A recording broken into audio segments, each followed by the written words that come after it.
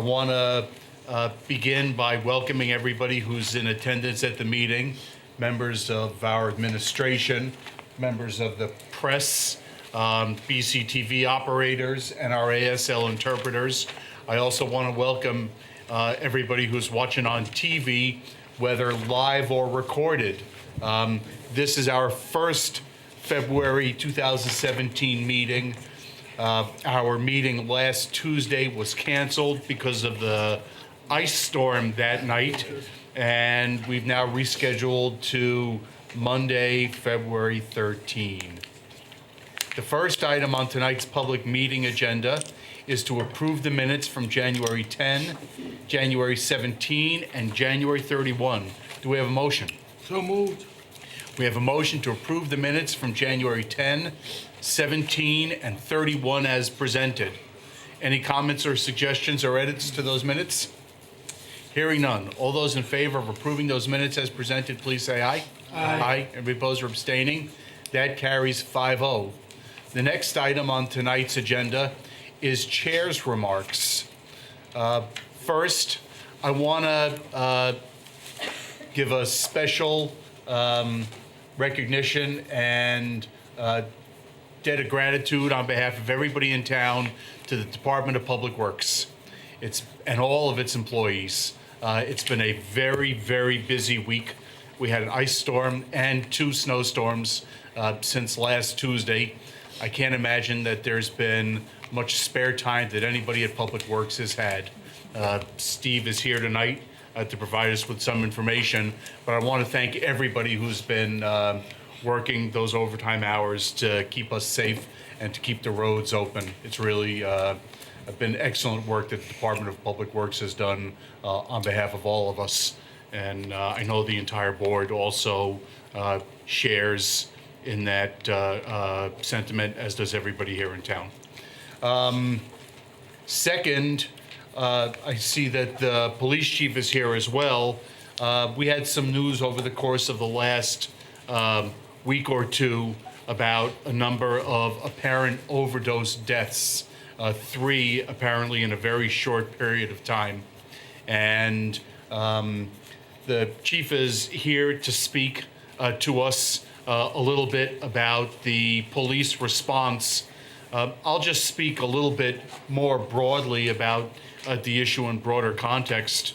You know, my day job is working as a prosecutor, and we see drug crimes coming through our office every day with alarming frequency. This is a problem that isn't isolated to Brattleboro. I think that I saw that there was one municipality in the Midwest that had 50 calls for overdoses over the course of one day. So there's a real substantial opiate crisis in the community. And, you know, the general political decision that's been made in this country as a whole is, to a large extent, treating drug use as a criminal justice issue with less focus on treatment. We really could use to have a much more robust treatment availability in the country as a whole. And we certainly hope that that's something that can develop over the coming years. But it's not really something that the town itself has got the ability to control. I mean, we provide core municipal services, and one of those services is police. And so we respond when there's criminal conduct that occurs, and we try to divert people into treatment resources when they're available. But we certainly, along with everybody else, I'm sure, stress the importance for the state and the federal governments to recognize the need for robust treatment availability throughout our communities to help to bring down the level of this crisis and to help save people's lives and to help people to lead more healthy lives.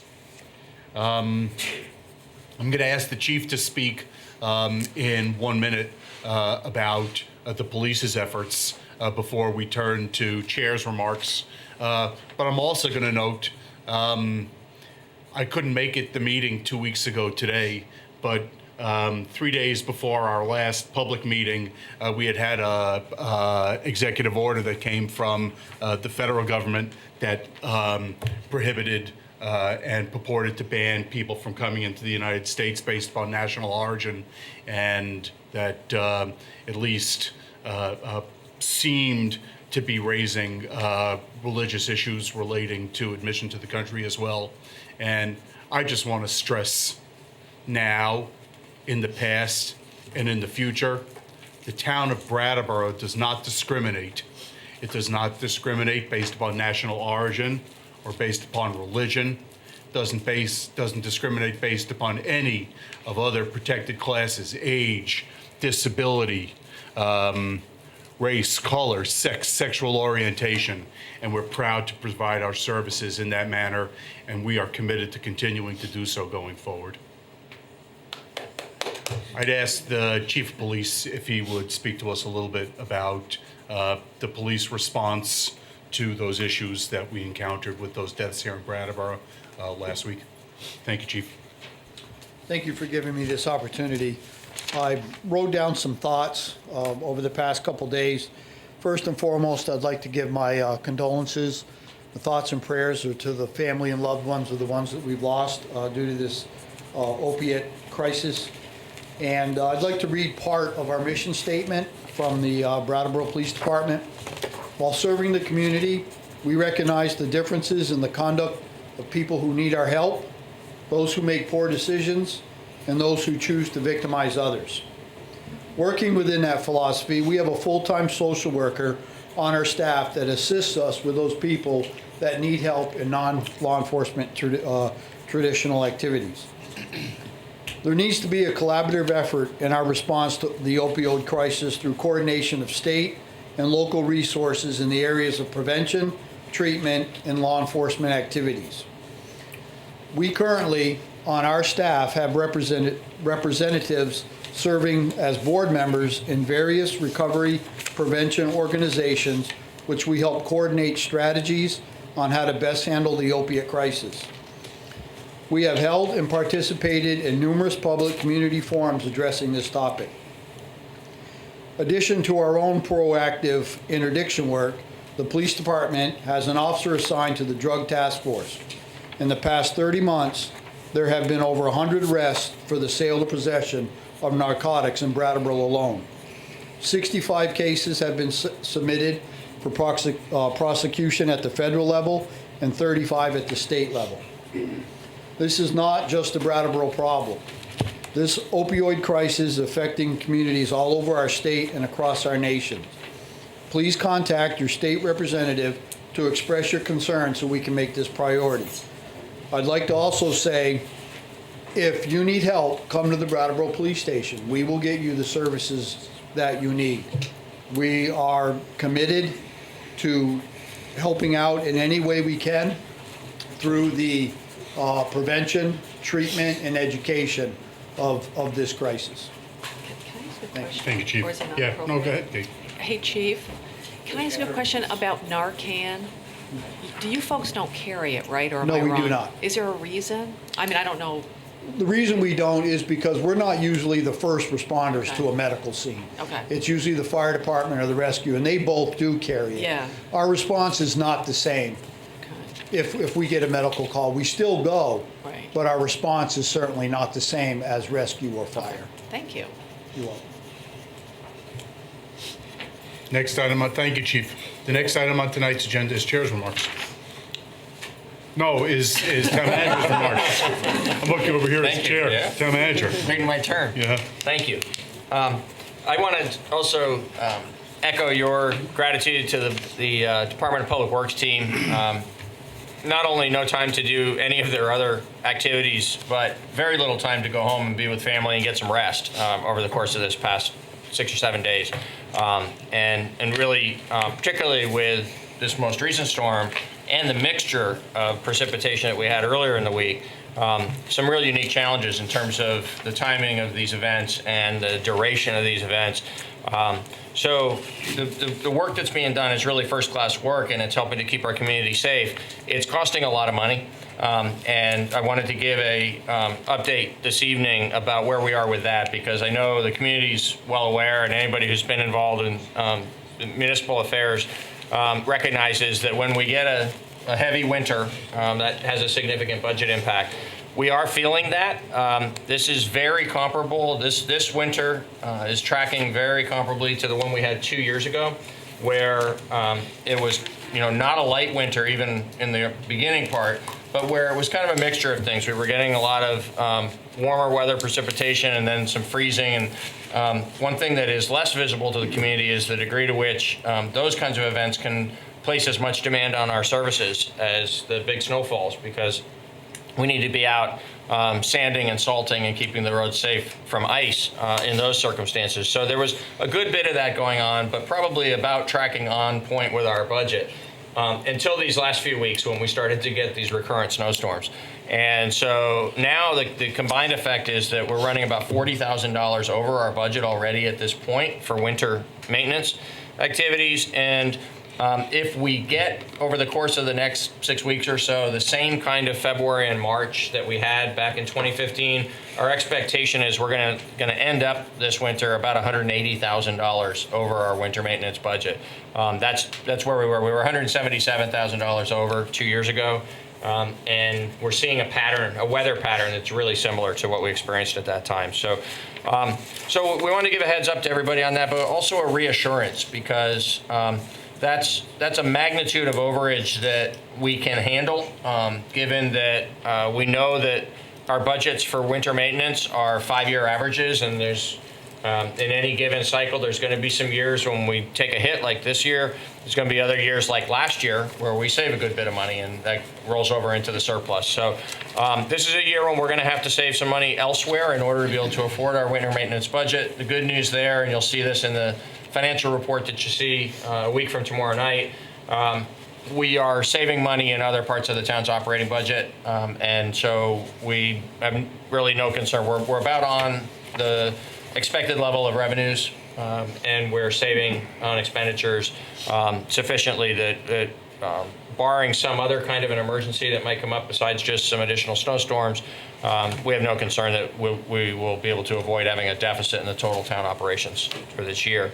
And then more to the actual community impact of the much of that is going to disappear overnight and make things a little easier to get around tomorrow. So thanks again to Steve and the team, and that's my report. Thank you. Thank you, Peter. And next, select board comments and committee reports. Anybody on select board? Dick? Yeah, just want to make the public aware of a couple of my favorite events of the year, and one will be tomorrow night, and that is the BUHS District 6 meeting up at the high school. It would be nice to fill the gymnasium up, but I doubt if that's going to happen. Again, that's voting on the high school budget. It's most disappointing to be a taxpayer, and when you have 15,000 registered voters in the district, and we're lucky to get 100 people there. So that speaks more about us than the school board. So if you're free tomorrow night, I heard they might be giving away a free car to a certain number of the person that walks in the door. I don't know if that's true or not, so I don't want someone to hold me to that. But it would be nice to have a number of people from Brattleboro. That's all I'm responsible for, is trying to get our people there to go to the meeting tomorrow night. The other big thing that's happening this coming weekend is Harris Hill. A big event Saturday and Sunday. I know a high effort goes into putting on a world-class ski jump here in Brattleboro. And I've seen pictures from when that first started, and the cars and the people, attendance was up around 10,000. Again, I'm not sure you'll ever reach that number, but it would be great. I think Saturday it's actually supposed to be around 40 degrees. So it'd be great to support Harris Hill, Saturday or Sunday or both days. And I just wanted to congratulate Dana Zelenakis. he was elected to the Ski Jumping Hall of Fame back in January, and I'm not sure we ever mentioned it. So that's anytime you get into a Hall of Fame, I think you get a shout out. So congratulations to Dana, and hey, tomorrow's Valentine's Day for all of us guys who have forgotten. I just remembered, so I got to make sure I can get some place to get flowers and a car. So thank you, Mr. Chairman. Anybody else on the board? The only thing is with our meeting last week was canceled, so was the Wyndham Solid Waste Management District meeting. And so there's nothing to report on that, except that we're going to have one, I believe, this Thursday. So look forward to that. Okay. One thing, since Steve is here, and I'm going to jump on the Public Works is great bandwagon. I was up in Montpelier last week. We are so lucky to have the Public Works people that we have. They don't plow. Not our people plow. Montpelier, they don't plow. There are big puddles. You can't get in your car. You can't get out. So we're spoiled here, although sometimes I don't think we know it. So I want to say that. Why don't you say what you talked about a little while ago in front of the Masonic building? No, that's not Public Works. Public Works does a wonderful job. And and you go somewhere else and you notice how great we do. I will remind all property owners in the downtown district that it is downtown property owners' responsibility to shovel their sidewalks. And there is one prominent property that I can see right out my window, right downtown near the post office, where people were walking in the street all day because the sidewalks were full of snow and it was not safe. And we wish people would shovel their sidewalks downtown. Dave? Yeah, a couple things.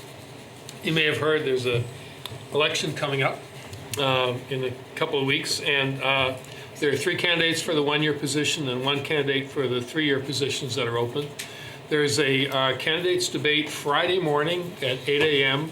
at the Senior Center in the Gibson-Aiken Center. And if you let them know ahead of time, you can have breakfast for, I think, $6 unless you're a senior, and then it's less than $6. But if you don't want to eat, just come at 8 o'clock for the candidates debate, select board candidates debate. And then the following Thursday, the 23rd, at 6 p.m., I believe it's here in this room, there's another debate that's being sponsored by a group of community organizations for the candidates for select board seats as well. So I encourage people to come and hear what the candidates have to say. Thank you. Next item on the agenda is public participation. It's a good opportunity for anybody who's in attendance who wants to speak to anything that's not on the agenda. Is there anybody who wants to speak to something that's not on the agenda? Next item on tonight's agenda is Police Fire Facilities Project Update. Peter? I'll be brief and positive this evening. The Police Fire Facilities Building Committee had a meeting in the West Brattleboro Fire Station and a tour on February 1st. They got to see firsthand how close to finished the building is. There is some final activity both inside and out going on right now. And within the next few days, if it didn't happen today, it actually could have happened this afternoon, but I'm not certain that it did. But Efficiency Vermont is conducting a blower door test there to make sure that the building is tight, and it will do any kind of quick adjustments that are needed as a result of that test. And then the fire department will move in by the beginning of March. So we're getting very close to actually operating from that facility. We do suggest that a dedication and ribbon cutting ceremony wait until we have better weather. For a couple of different reasons. It'll be more conducive to the public coming out and enjoying the facility, seeing what we've been able to build there for serving the needs, the West Brattleboro needs of the fire department and the community for the next generation. But beyond that, we'll also be more finished because over the next few months, we'll be demolishing the existing station and doing the work that needs to be done to create a parking lot and the other site improvements that are going to occur in that spot. So I think it would be best if we look towards the May-June timeframe to actually hold a ceremony out there when the project is completely done. And unless you object to that, that's what we plan to do. Sounds good to me. Good. The central fire station, the steel frame is rising up out of the ground, and that's what you're going to mostly see going on now for the next few weeks. you'll actually, by about 2 or 3 more weeks from now, be able to see the definition of what the exterior of the or the perimeter of the addition is going to look like. And then the work will be proceeding to actually build that addition and then move inside. Everything's going along as expected at this point. The steel was a little later arriving than what we had originally expected, but didn't create the kind of schedule impact that we can't make up for over the course of a project that's as long as this one. So the target date for completion and moving the fire department in is still November of 2017.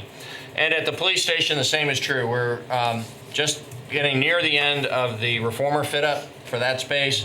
That's gone well. We expect the reformer staff to move in there by about the end of the first week of March. And then the rest of the project will move forward expeditiously. There's some selective demolition that's already begun in the portion of the building that's going to become a police station. And the rest of the demolition and the construction activity will go forward aggressively after the reformer moves into its space. The financial report, the only new expense that I've authorized since the last time that I provided one of these reports to you is $7,129.19 for the purchase of the office furniture for the central fire station, and that's being purchased from the state corrections program where the inmates make the furniture. I have that furniture in my office. It's really solid, excellent quality furniture at a very, very low price, way below market. So it's a great program that works for the corrections program, and it provides public agencies like the fire department with a cost-effective way to meet their needs in their office spaces. So that is my report on the projects for this evening. Any questions from anybody on the board or anybody who's in attendance about the progress of the police fire facilities work? Next item on the agenda under new business is to consider for approval the 2017 Certificate of Highway Mileage. Mr. Barrett, how are you today? Good evening. Good, thank you. I'm here tonight to seek approval of the State of Vermont Certificate for Highway Mileage for the town of Brattleboro. What this certificate does is it verifies the classification and the number of miles in the town of Brattleboro, and that's used to distribute state aid to the town of Brattleboro. We do have a couple of changes this year, which the board is familiar with because you authorized these changes. One is the reclassification of Wickapee Hill that went from a Class 3 to a Class 4 roadway. And that's 0.27 miles. The other is Minshall Street. We have changed that from a Class 3 roadway to a trail. So those two corrections have been added to this certification. And other than that, we have reviewed the rest of the mileage and feel it's correct and are seeking your approval. Does anybody on the board have any questions about the Certificate of Highway Mileage? It looks like Ms. O'Connor does. I just have like a really probably dumb question. If the, Always. it could be a dumb one. It's a good question. I don't know. You say the mileage is sort of, it determines what aid we get from the state? That's correct. So is it the more state road or more town road we have? How is it all hooked? It's broken down. For instance, a Class 1 roadway is a roadway such as Putney Road that goes through Brattleboro. And that's factored, that gives us a 6% of a certain pool of money. And then for Class 2 roadways, which are like Upper Dummerston Road that we got funding and Heinsberg Road, 44% is a number that's used for the funding for that. And then Class 3 is 50%. And what the state does, transportation, they come up with a budget, and then we get a percentage for each number of miles that we have. And there's a different percentage allotted to either whether it's a Class 1, 2, or 3 roadway. So for instance, in this exercise, we have taken and decreased the amount of Class 3 roadways and put them into Class 4 or a trail. So that, therefore, that would be a reduction. Yeah, that was my ultimate question. Like, there's certain in roads it's funding. better of us. Now, it's very minor because the amount of roadways that we're talking 0.27 and a 0.10 tenths of a mile. compared to a total of, the total miles is 107 miles, so it's a minor change, but that's how it does work. Does that Oh, explain it? yeah, totally answered my question. Okay. Any other questions for anybody on the board or anybody who's in attendance? Hearing none, we're ready, please, for a motion. To approve approve the certificate of highway mileage for the year ending February 10th, 2017 as presented. We have a motion to approve the certificate of highway mileage. Any further discussion? Hearing none. All those in favor, please say aye. Aye. Anybody Aye. opposed or abstaining? That carries 5-0. Thank you. You're welcome. Next item on the agenda is the engineering services for the parking lot improvements. Patrick. Yes, sir. Good evening. We're here this evening, or I'm here this evening, actually, seeking your support for an engineering services contract to facilitate the parking lot improvements. As the board will likely recall, back in December, we approved $251,700 for a series of maintenance projects within the parking fund. And that included improvements to the Harmony lot, the Preston lot, and the Harris lot. Later in January, the board approved a proposed budget for the fiscal 18 general fund, and that included $50,000 for a maintenance project behind the Gibson-Aiken Center. In total, the town of Brattleboro is expecting to spend roughly $300,000 on surface parking lots in this next construction season. In an effort to ensure that these projects move forward and are managed well, we're recommending a contract for engineering services to provide support in terms of design, bidding, and project oversight. We're recommending that we work with Stevens & Associates, and there's a contract in the board's packet for $27,000, which would represent just under 9% of the proposed expenditure for parking lot improvements, and we think this is reasonable and fits within industry standards. So we're seeking your support to move ahead with this contract for engineering services in support of the improvements to the parking lots. Anybody on the board have any questions? Dave? I do, yeah. Given the $30,000 that we saved by putting our audit out to bid, I'm wondering if we should maybe put this out to bid as well. I mean, it's parking lots. They've all been paid before. I'm not sure they're, I don't think the parking lots are in as good order as our financial situation is to see that sort of the savings, but I think if we put it out to bid, there's a chance we can save some money. So I kind of would need to be convinced that we shouldn't do that. I had a similar inquiry. Dick? Isn't part of our bid process document that if things are over $10,000, we're required to go out to bid?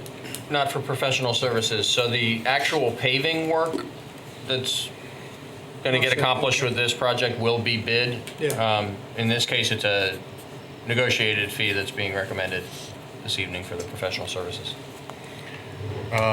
Maybe, since you and I had a discussion about this before, you could provide a little bit more background about why you think it's prudent to proceed this way rather than putting it out to bid. Sure. There's a limited number of firms in the area that provide civil engineering services, and we've had a tendency over the years to work with particular firms on particular types of work. And so in this case, this effort began with Stevens & Associates because they were very familiar with the Harmony parking lot, and it had, in fact, there had been some overlap between, other knowledge they had of the parking lot and work that needs to be done actually in the parking lot, and its relationship to the Green Street retaining wall, where they were the consulting engineers on that project, and there was some relationship between the two facilities. So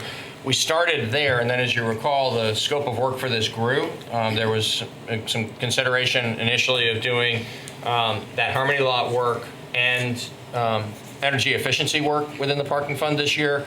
And then through the course of some questions that were asked about that, some additional work that we did to develop the alternative scope to consider whether to do more parking lot work and save the energy efficiency for later. That ended up being the direction that this took. And so in this particular instance, based on their particular knowledge at the Harmony lot and the fact that we've done grown the scope of this to include the other lots, and Stevens is certainly capable of doing this kind of work. If we did compete, there's only, Steve could speak to this better than I could, but only a couple of other local firms that could be interested in this. There's a lot of firms that could do this work, certainly, if we go out, past the immediate area, because this is pretty basic engineering. But those are the reasons why we thought that in this instance, there's times if it was water or sewer work, we might move to a different firm who's got more expertise in that area, or if it was some other kind of expertise we'd be looking for, we might go to a different firm still. In this instance, it's that nexus, where we grew from the Harmony lot scope into the broader effort, and Stevens was already the one that had done the work at the Harmony lot that caused us to grow this scope with them. John? Yeah, I understand the concern of where people are coming from, but I'm just glad to see it's a local company and that we're keeping it within Brattleboro, and it's a reputable company, so I'm very happy with who we've chosen. Peter, if you also could speak with to timing-related issues. Maybe You don't should remember? instead. No, I'm sorry. Well, I mean, I asked you about timing-related issues. Oh, about and being just able to get the conduct work the done process. promptly. Yeah. Okay, I'm sorry. Right. You told me, man. I did, but the prompt was general. So, He hung you out to dry. no, the additional thing that I mentioned to the chair when he inquired about this was that, if the board wants to advise us that you'd like, the next time that we are pursuing an engineering engagement like this, to conduct a more competitive process in the run-up to it, we certainly would take that direction and follow that in the future. And of course, we would do it here if you direct it as the action of the board. But another reason why we would urge you not to take that action on this matter is that it would take time to conduct a competitive process, and this engineering work needs to get done so that the project can get out to bid. We'd like to get it out to bid as soon as possible so that we're obtaining hopefully favorable quotes for work that can be done anytime between now and the fall. The later we go out to bid, the more likely it is that the contractors are going to be all scheduled for this summer, and to squeeze us in would be at a cost premium, which is likely going to lead to higher bids from the paving contractors. So if we plan ahead and conduct a more competitive process, even for professional services under certain circumstances, that's something we can work on together to kind of calibrate that correctly for your expectations in the future. Doing that right now by stopping this project and conducting a competitive process likely would work against our best interest, either by jacking up the price or by causing us to not get the work done this summer and having it have to wait until summer for 2018. That's what I meant by timing. And I was in favor of more of a bidding process. So, yes, I think that in the future, when we're up above $20,000 or $25,000 in cost, at least we should have some discussion about the possibility of competitive bidding as opposed to just having a proposal presented to us. It'd be nice at least to have that type of information available before a contract is presented for approval. And you never know what you're going to get for bids. I thought February would be plenty early enough to end the process, but I'm fine. Dick? By approving this, are we going to be guaranteed that this project will get done either late this summer or early fall? Actually, we're contemplating getting started as soon, particularly with the Preston and the Harmony lot, getting started as soon as possible, with the hope of what would it look like if we were able to get those two short-term parking lots taken care of ahead of strolling. That may not be feasible, but it's certainly what we're shooting for, so that the disruption downtown would be minimized. Mr. DeGray, I couldn't say we are absolutely guaranteed, but that is the intention, to put this work out to bid for construction this season. Thank you. And that's all a matter of what the bids come back looking like. Yep.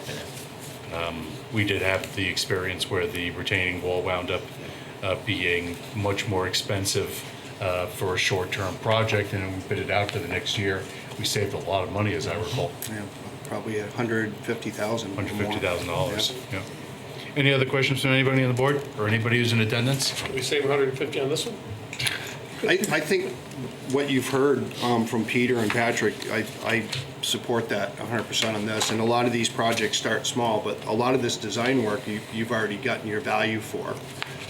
So if we took this project now, somebody else is going to have to start over, because they're not going to take all the data that somebody else, they're going to have to get their own information, they're going to have to do their own topo, they're going to have to develop their own plan, and I think you would pay a couple times on this.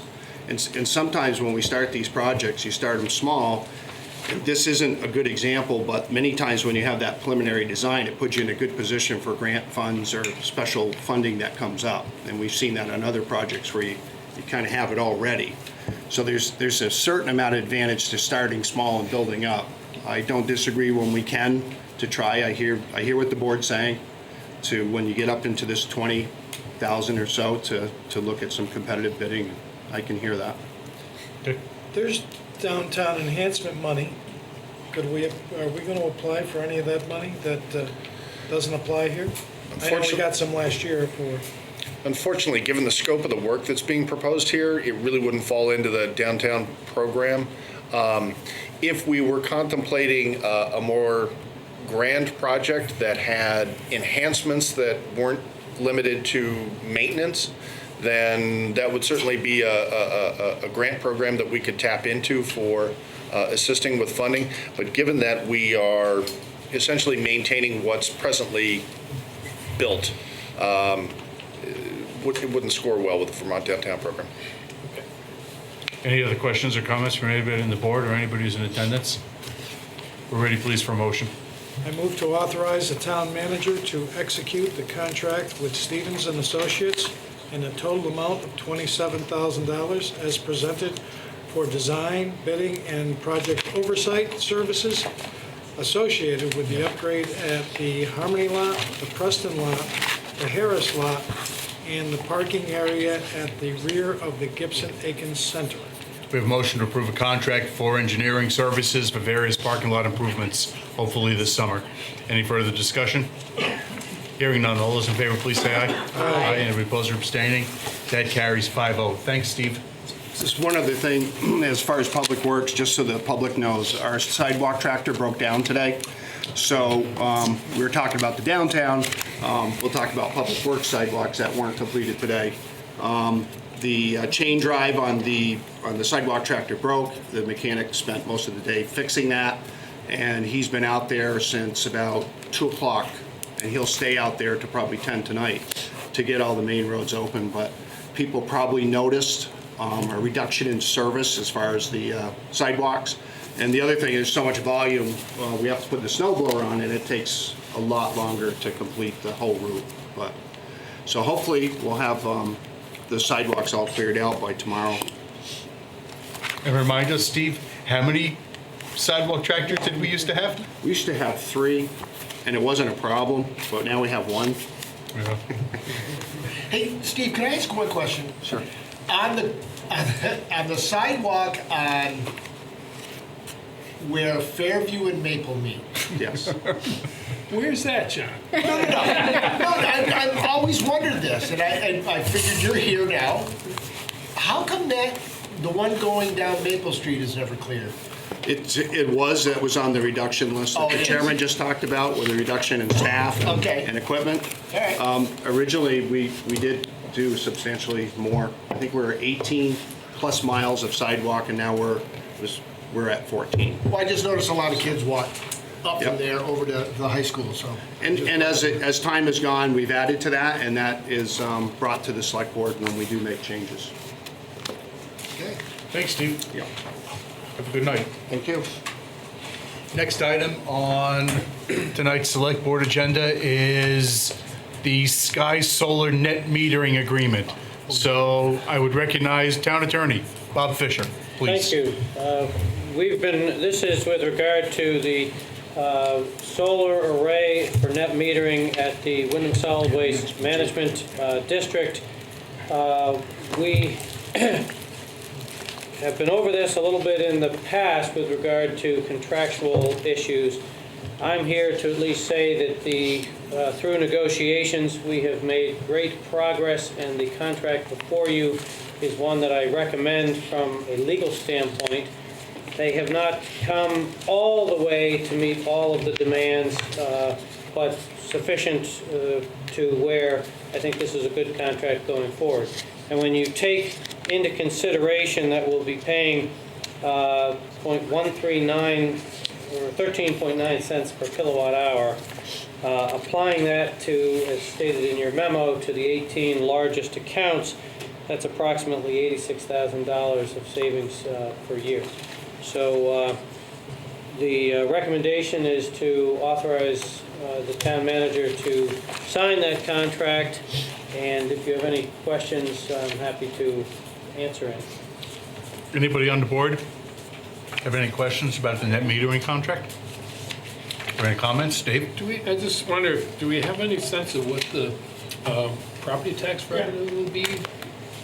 Yes. And I know there was some numbers were established, but I don't know what It's approximately $57,000 in the projected improvements. That's an approximation, but somewhere in that neighborhood.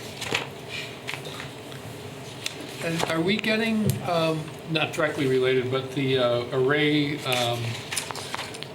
along the internet, I'm forgetting the name of the company that built it. Win Stanley. Yeah, the Win Stanley array, are we getting a? There is property tax revenue also from that. Thank you. Yep. Thought so. I haven't heard about it for a while.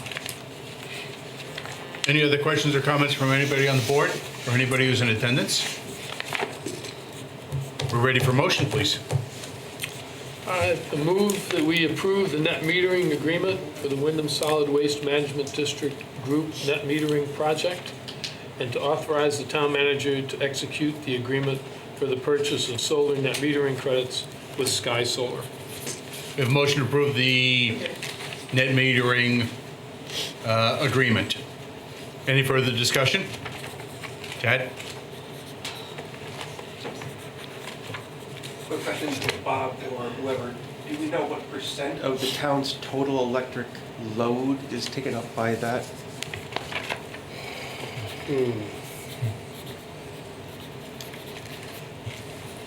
I don't. I know I have access to that and could probably get you that answer tomorrow. It's substantial, but I don't know exactly. Okay. Yeah. If we base it on the 18 meters and just approximating, it's probably in the low 20%, if I just add those up. But we'll have to get that, we'll have to get that to you. I don't. So we're only getting 20% of the town's... Well, don't quote me on that. I'm just looking at the chart. I thought it was 80.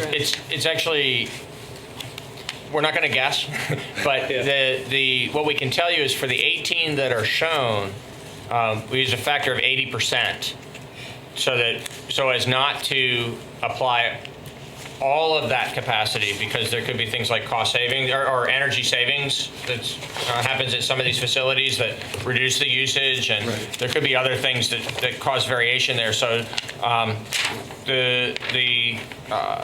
what's being applied for the purposes of this particular contract is an 80% factor on those top 18 accounts.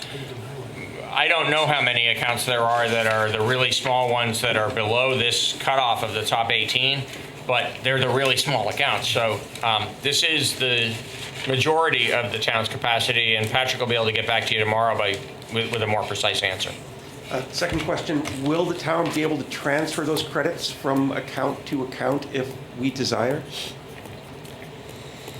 I believe the answer to that is yes. Yes. Yep. There's, in the contract, there's a process of negotiating with the company as far as allocating those to different accounts as your accounts in the town may change from time to time. So the short answer is yes. So speaking strictly for myself, I would encourage the town to consider obtaining more of our total than that, and would love to have a conversation with you all at a different point if you all want. Any further comments or questions? We have a motion to approve the net metering agreement with Sky Solar. Hearing no more discussion, all those in favor, please say aye. Aye. And opposed or abstaining? That carries 5-0. Thanks for all your work on that. That was a long haul. The next item on the agenda is to consider authorizing the town manager to release a right of first refusal at 1037 Western Ave. And once again, I'll recognize the town attorney, please. The short story on this is whether or not the board wishes to buy 1037 Western Avenue for $400,000. No. But what this is there was a right of first refusal granted back when that 1037 Western Avenue was owned by Larry Cook Family Limited Partnership, and that right of first refusal was granted to Mark Richards through a series of conveyances. Also with regard to the neighboring 1063 Western Avenue and a mortgage to the town, that right of first refusal was carried forward to the town. So they have, there is a contract now for the sale of 1037 Western Avenue from Brattleboro Real Estate Investments to a purchaser, Yitzchak Raskin, for $400,000. And they're asking that the town release the right of first refusal, which would indicate that you're not wishing to purchase it for that amount. So that's the request for tonight. Does anybody on the board want to buy the building at 1037 Western Avenue? We're ready for a motion, please. To authorize the town manager to execute the release of right of first refusal on the property located at 1037 Western Avenue. We have a motion to authorize execution of release of a right of first refusal at 1037 Western Avenue. Any further discussion from anybody on the board or anybody who's in attendance? Hearing none. All those in favor, please say aye. Aye. Opposed or abstaining? That carries 5-0. Thank you, Bob. Thank you. Next item on the agenda is the Volunteer Energy Coordinator position. Peter? Thank you. I've worked together with the Energy Committee Chair, Michael Bosworth, to develop the position description that's before you this evening. He and I recommend that you approve this and that you announce the vacancy for a volunteer energy coordinator. It would be an unpaid position so that we can solicit applicants for that, and we would intend to come back to you in the manner that is normal procedure when there's an opening on a committee, where when we have one or more applicants for the position, we would bring them to you for potential appointment.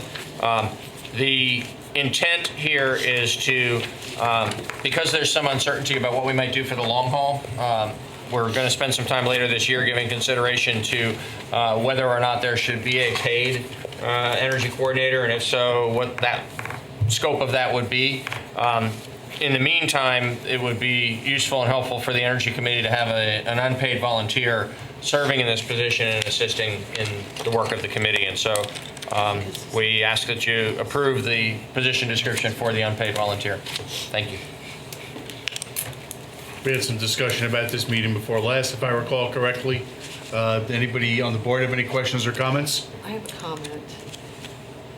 This is, this is a volunteer person, but we're seeing them sort of as a staff person, the way. No. Well, because when let me just sort of think sorry, through my sure. process, and maybe, I don't think the select board should appoint this person. I think it should be the town manager, and maybe that's wrong, and maybe that brings it to a level where it is staff. I'm trying to make this so it's not a staff person, and I read the Right. description where it said it could lead to something else, and we don't appoint staff except for you. Right. That's sort of my, That's a really good distinction. I appreciate you understanding that and distinguishing between this and a staff appointment, because in fact, it's important for us not to view this position as a staff person.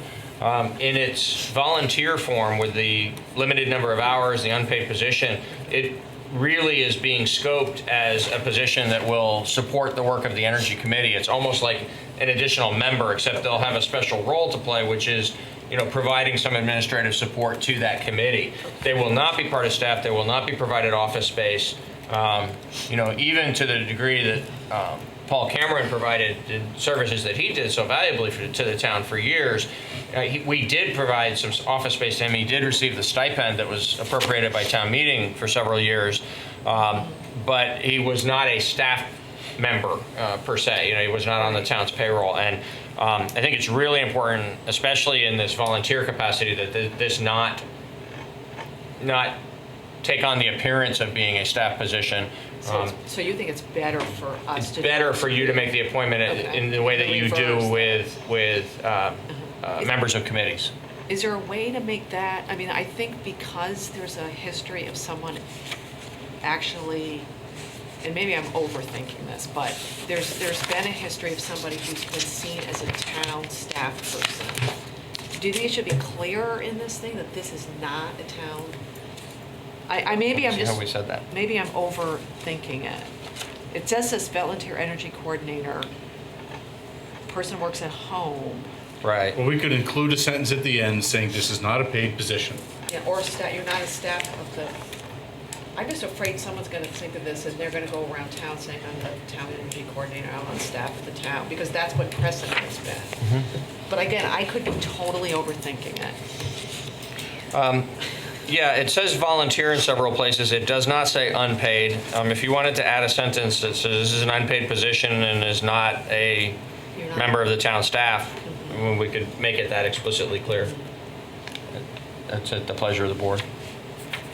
What does anybody else think? And again, I might be overthinking the whole thing. It's okay. I think you're overthinking it a Okay. little, but Okay. why not put that sentence in there? It certainly wouldn't do any harm. On the right-hand side here? Yeah. Much to do about nothing. Okay, I just worry sometimes, but, I'm going to vote against this anyway, because I think that the Energy Committee, their work has such significant fiscal implications for the town that a stipend for a coordinator to keep that work moving forward, as opposed to hoping that a volunteer group can make the same progress that we made with a coordinator. I'm hoping that there'll be a motion at town meeting to go back to the original model that we've had and identify and go through the process of put the money in the budget, even though we don't know if we spend it, and see if we can make an arrangement to keep that going. But I've said that before, so no surprise to anybody. Any other discussion? Anybody in attendance want to speak to this? Tad? To start, thank you all very much for your vote on the solar. Deeply heartening after a lot of work that a bunch of us put in on that. I think that will serve the town well, especially with the educated way that it was done in light of the last solar project. A couple things. One, I want to read you all a motion from the minutes of the November 7th Energy Committee meeting. Proposal that the Energy Committee recommends that the Select Board consider hiring a full-time energy coordinator based on the past and potential future savings generated by this effort. Average annual savings of roughly $110,000. If that is not possible, we recommend a part-time paid coordinator. If that is not possible, a qualified volunteer if one can be found, and we recommend that $10,000 from the town budget go towards this effort. That was approved 7-0 by the committee. Peter, I'm sorry, I missed a couple of words that you said about your conversation with Michael Bosworth. That was the first, just reading the announcement for this meeting that Jan sent out, that I had heard of that, and I was actually surprised that that had happened, and the rest of us in the committee hadn't heard it. Well. Man. Yeah, I'd like to clarify the sequence of events. So the board has that that you just read and actually gave consideration to that and heard from the public and had a good lively discussion among themselves as part of the town's budget process. So within the last month, maybe 6 weeks at the most, that exact question of how robust and at what cost of an energy coordinator might be appropriate from a budgetary perspective. The decision for budgetary purposes, given that we're in a bit of flux at this time, there was a consistency to what Paul was doing, both independently and with the Energy Committee, and there was a pattern of, from year to year, select boards recommending and town meeting appropriating $10,000 towards that work. And so, given that Paul had left that position and the position has been vacant for several months, the board decided, as part of the budget process, not to recommend the $10,000 of funding for the position this year, but to undertake a consideration over the months ahead in preparation for next year's budget of whether perhaps this should be so robust that it actually becomes a full-time member of staff, perhaps a part-time member of staff, perhaps with a different scope than just what has traditionally been energy coordinator, but something that looks more like a sustainability officer, or to go back to the Paul Cameron model, or to have a volunteer that's unpaid. So that full gamut is still to be reviewed and considered as the months ahead, as we go on through the work of the town and prepare for next year's budget. What you see here is the result of Michael Bosworth and I getting together to say, instead of waiting for that to occur and leaving this situation completely in limbo and leaving the Energy Committee without an energy coordinator supporting its work, this would be the limited scope that he and I thought was appropriate to recommend to the board for someone who would do this as an unpaid volunteer for a few hours a week. And that's how this matter got before the board this evening. A couple other points I'd like to make. One, the select board in the town of Hartford, Vermont, is recommending a full-time paid energy coordinator in their budget to their town meeting this year. And I spoke with their town manager about that and recommend that you all also reach out to that town and maybe for job description or whatever, and the benefits that they see for that. Part of which is writing grants, as I see it, that could more than pay for, when the grants come in, the cost of that. A number of us met with Valerie Stewart this morning to talk about energy and climate issues on a statewide level, and she brought to our attention that the Vermont Council on Rural Development is issuing a whole new program that John Copans has been hired to oversee on climate, energy, climate energy economy model community grant program that a number of towns in Vermont will be chosen and funded for. This is exactly the kind of grant money that we see as potentially available if we had someone to write those grants. So I would urge you, I'm sorry I didn't make the meeting that happened where this was discussed earlier. I'd urge you to seriously consider this position as a full-time paid position. Any further comments or question? Then we're ready for motion, please. I move to approve the volunteer energy coordinator position description as presented and to announce the vacancy for a volunteer energy coordinator. We have a motion to approve the volunteer energy coordinator job description or position and to post that opening. Any further discussion? Hearing none, all those in favor, please say aye. Aye. Anybody opposed or abstaining? Nay. We have anybody else? That carries 4-1. Next item on the agenda is the tax increment financing item. Patrick, you want to speak to that, or should we just recognize Mr. Grinold? We can certainly recognize Mr. Grinold. I can speak to it. I know Peter had. Sure. Yeah, I'll make a quick overview and then ask Adam to speak to the details of the effort that's underway. So tax increment financing is one tool among many that communities use to encourage economic development activity. this is a particularly complex one, and you need to be careful to be sure that you've got the right set of circumstances and the right opportunities to employ it. And up until now, it's not been one that's been utilized here in Brattleboro. The state, there was a period of time when tax increment financing districts were created in several other communities, mostly but not exclusively in Chittenden County. And then there was some concern at the state legislative level about the expansion of that program more broadly statewide, and there was a cap placed on any further creation of tax increment financing districts, TIF districts, in the state. There is currently an effort underway. We learned about it about 6 weeks ago, where several communities and a person that has been hired to assist them are lobbying the legislature to remove that cap and allow for additional municipalities to create TIF districts in Vermont. When Patrick and I first looked at that, our reaction to it was, we hope they're successful, because more options is better than fewer options when it comes to choosing what we think is good for our community in terms of economic development efforts. But because of the complexity of setting up a TIF district, and because we didn't have any immediate plans or any immediate circumstances that we thought called for that being the particular tool that we ought to be pursuing, we did not bring to you a recommendation to fund a $5,000 contribution towards the the coalition that has formed, the joint effort of these municipalities that are pursuing the removal of the cap.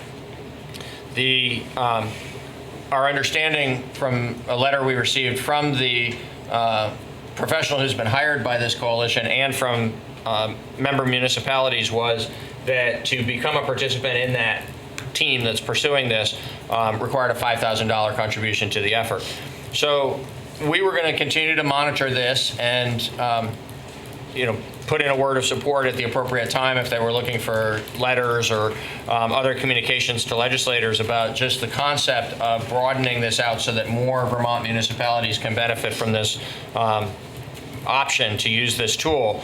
But we didn't think it was appropriate for the town to fund a $5,000 contribution. And then we learned from Adam that BDCC, on behalf of particularly Brattleboro and Bellows Falls as the two that have designated downtowns within the BDCC service area, but on behalf of the region that is served by BDCC, that they had made a $5,000 contribution to this cause and are participating in the coalition. And so what's before you this evening is just to provide a formal endorsement from the select board so that the coalition will know that Brattleboro supports this effort, that the legislators will know through the communications from the coalition, and that Adam's in a position where he knows that the work that BDCC is doing on behalf of the region is supported by the largest community in the region. So on that basis, where it wasn't an out-of-pocket cost to the town, but where our interests would be sort of entered into the roster of supporting communities for this effort, we thought it was appropriate to bring this request for your endorsement to you this evening. And Adam Grinold, who's the executive director of BDCC, is here to address you directly on that if you'd like to hear from him. You want to speak, Adam? Did you want to speak? Sure. There. Your choice.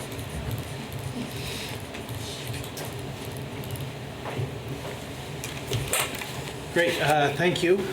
So we're excited to have been able to support this proposal as it came to us. As you likely know, the BDCC, and in fact, the region has been developing capacity to bring these larger, very complex development projects both to the market and completion.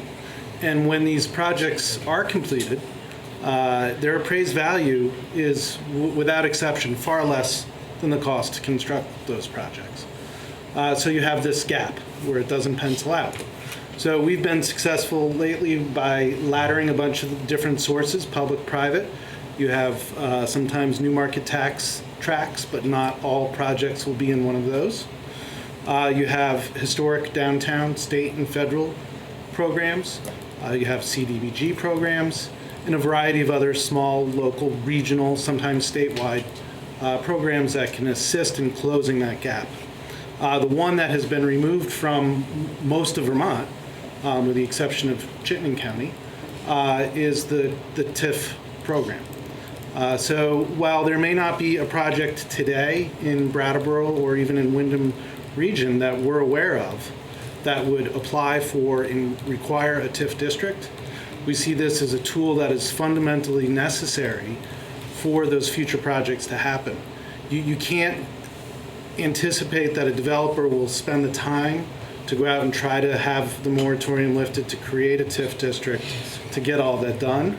They need this on the shelf ready to go when the project is going to happen, because this is a 1.5 to 2 year process in order for this to be fully utilized. So we are eager to be able to be in a position to support this as regional economic development, and we're excited to be supporting this statewide initiative through the consortium. There's 2 other meetings happening tonight across the state with other select boards considering the same matter. Yeah, I just want to clarify one thing for the board, which is that the question before you tonight is not whether or not to form a TIF district in Brattleboro, but rather whether or not to support the legislative effort that's already underway that would open up the possibility that we might do that at some time in the future. That would be a separate matter to be considered very thoroughly at that time. Anybody on the board? So, Adam, why do you think the state is dragging their feet on opening up more opportunities to the towns to get into this? Are you asking me to speak for the legislative body? Yeah. Some of the arguments that I've heard are 2 predominantly held views, and that are, you probably are familiar with the Veggie program, and that program has a but for. So in order for those incentives to be provided to an applicant, the projects can't happen but for that program. They're not incentives, they're actually earned. I should be careful with that. And so there's the same concern of the but for here. So opponents would suggest that these projects would be happening anyways, and by creating this tax incremental financing, you're losing taxes that would have come into the education fund anyway. That is not accurate when you look at this. That's not the way it's established. There's both the but for, and eventually the appraised value will go back on the tax rolls at that higher level.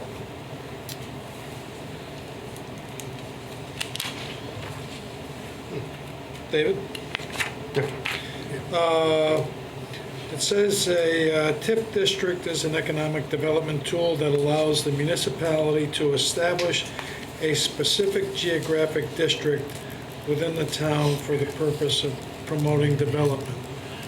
Where have the conversations gone where you would be looking to have the TIF district? Sure. To be fair, I have not had that conversation with anyone. At this point, we are merely supporting the lifting of the moratorium so that could be explored. Right now, it can't even be explored. And then my second question on, which is part of that same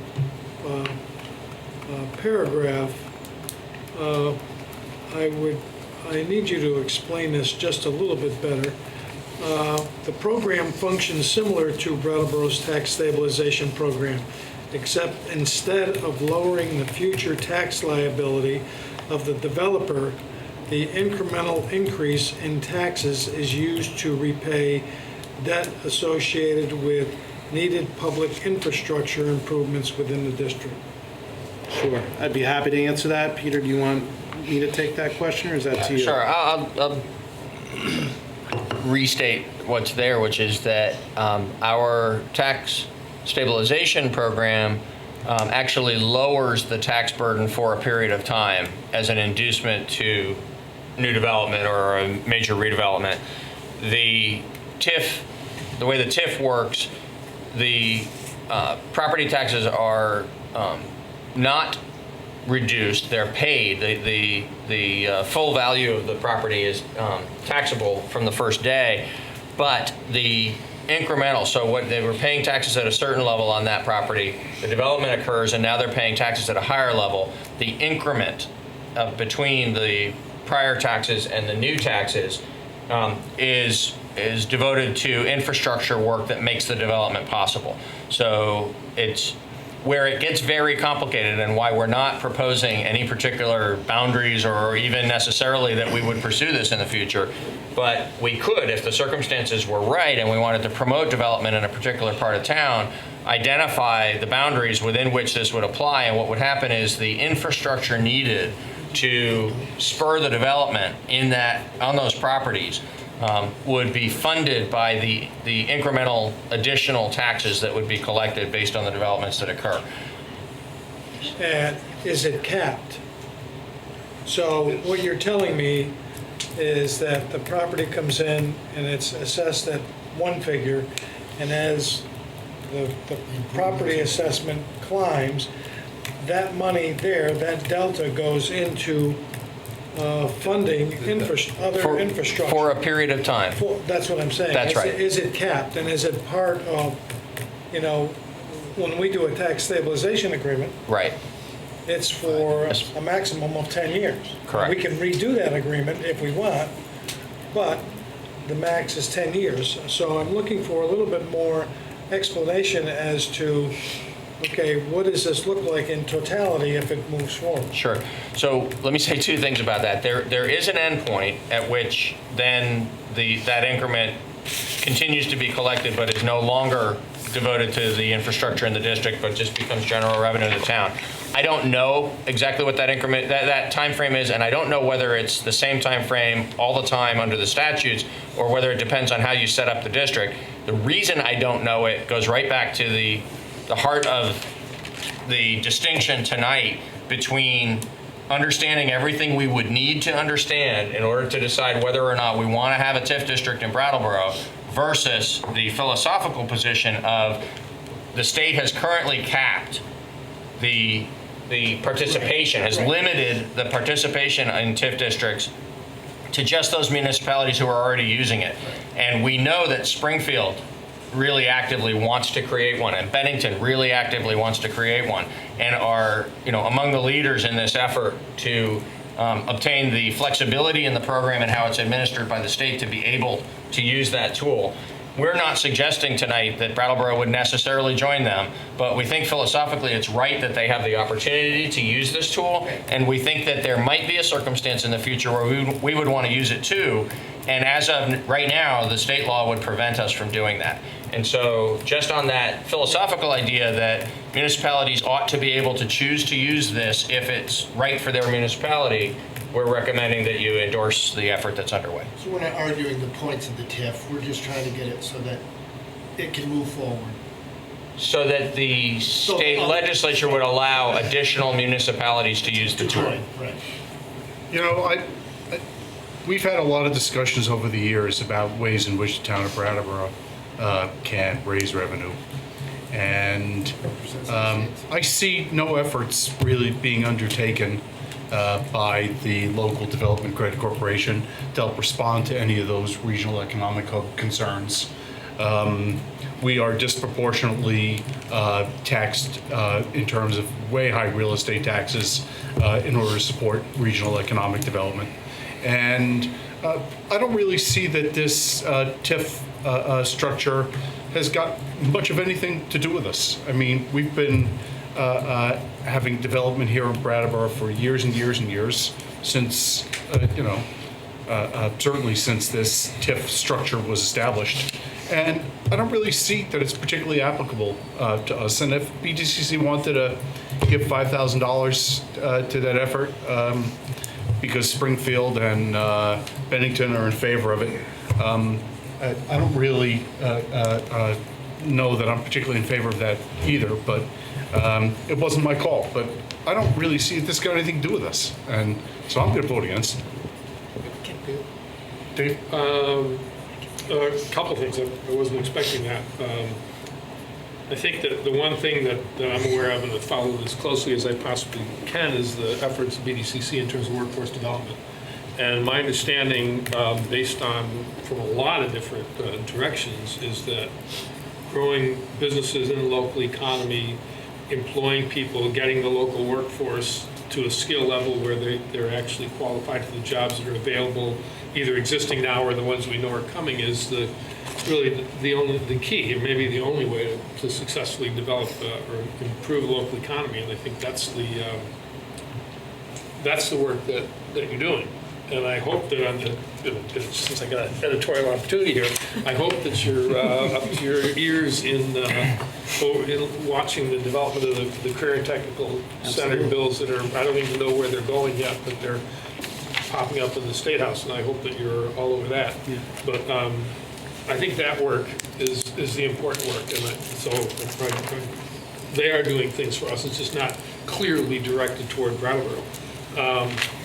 I think, though, as far as this goes, it's not going to affect us. But I think that since there are other towns that want to have that option, whether we ever want to have it or not, I think it's reasonable to say that they should have that option. That the state shouldn't, unless there's some really good reason to limit it. And I haven't heard that yet. It seems that any town that wants to do it should have. If one town has it, why wouldn't another? And to focus it all on Chittenden County is just one of those things that makes people in this part of the state unhappy with the legislature. So I'm definitely going to support it. Thank you. Kate?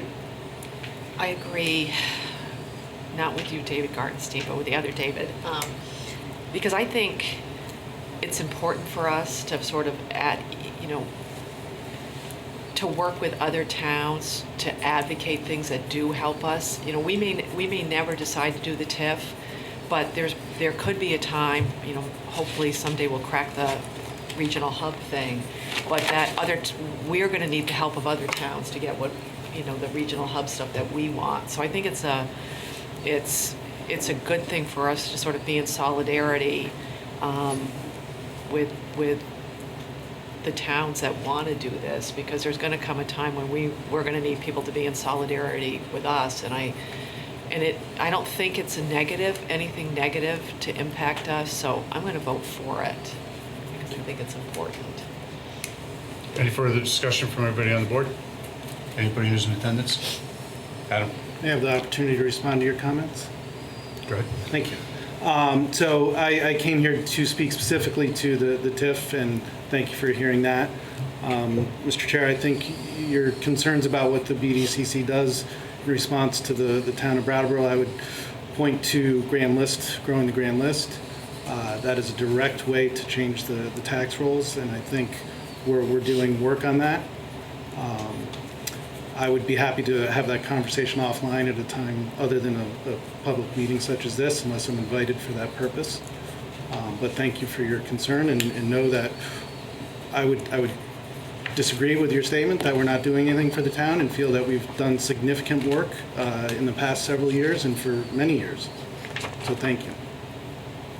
I think what I said, Adam, is that we've raised for many years the fact that the town of Brattleboro as a municipality has way higher tax rates than surrounding towns because we're paying to support economic activity in the region as a whole. And we've raised this with BDCC in the past, and there's been no effort to respond to that from BDCC or its representatives. I didn't say that BDCC hasn't done anything for the town. I think that if we're making efforts to look at tax structure related issues, matters that meet the town's needs, town of Brattleboro's needs also should be addressed. And I think that that's not been happening. Thanks for clarification. Yep. We're ready for motion. To endorse the Brattleboro Development Credit Corporation's advocacy for Brattleboro's access to the state of Vermont's tax increment finance TIF program. We have a motion to endorse BDCC endorsing TIF. Any further discussion? All those in favor, please say aye. Aye. Anybody opposed? I oppose. Dick opposes. That carries 3-2. Thank you. Thanks for coming. Next item on the agenda is to accept and appropriate a grant for Interlibrary Loan Courier Pilot Project. Peter, This is a $180 grant. we're ready for motion? Do we accept and appropriate the Interlibrary Loan Courier Pilot Project 2017 grant from the Vermont Department of Libraries in the amount of $180? Any further discussion? Obviously We have a motion to approve a $180 grant. All those accepted. All those in favor, please say aye. Aye. Anybody opposed or abstaining? That carries 5-0. Next. One quick follow-up. Yeah. I thought that we talked about this early in the year where we had small grants like this that didn't need the board's approval. Just wondering why Not this to came before apply, us. but we needed to accept it, I think. Yeah, that's exactly right. There are, depending on the requirements of any particular grant program, they usually require a governing board approval. Okay, thank you. You're welcome. Approve a grant application, please. Next. This is an application for a $3,800 grant to work on Aquatic Nuisance. It's through the Aquatic Nuisance Grant and Aid Program, and it would work on monitoring water chestnut at 6 locations in the Connecticut River Corridor and the Brattleboro area watershed. There would be training and there would be volunteer activities. There is a match required for this one, but it can be in kind, and so the $950 would be matched by the volunteer hours that are going to be provided by local people as part of the grant. We request your approval to apply. Can these water chestnuts be harvested and eaten? I have those no kind? idea. I have a hunch we're ready for motion, please. I guess there's going to be no discussion on this one either. Yeah. To approve Hearing the plan- none. To approve the planning department's application for a $3,800 aquatic nuisance control grant from the Vermont Department of Environmental Conservation Watershed Management Program. We have a motion to approve an application for a $3,800 aquatic nuisance grant. Any further discussion? Hearing none, all those in favor, please say aye. Aye. Anybody opposed or abstaining? That carries 5-0. Are water chestnuts noisy? They're invasive. I nominate Ariel Nelson to the Citizen Police Communications Committee. Are there any further nominations? Hearing none, all those in favor of Ariel Nelson being on the Citizen Police Communication Committee, please say aye. Aye. Anybody opposed or abstaining? That carries 5-0. Is there any other business to come in front of the meeting? Ready for motion to adjourn? So moved. We have a motion to adjourn. All those in favor, please say aye. Aye. Anybody opposed or abstaining? That carries 5-0. I want to thank everybody who's been watching us, whether live or recorded on TV. I want to thank everybody who's been in attendance. I want to thank BCTV operators, a member of the press, and our ASL interpreters. Stay safe in the snow. Good night.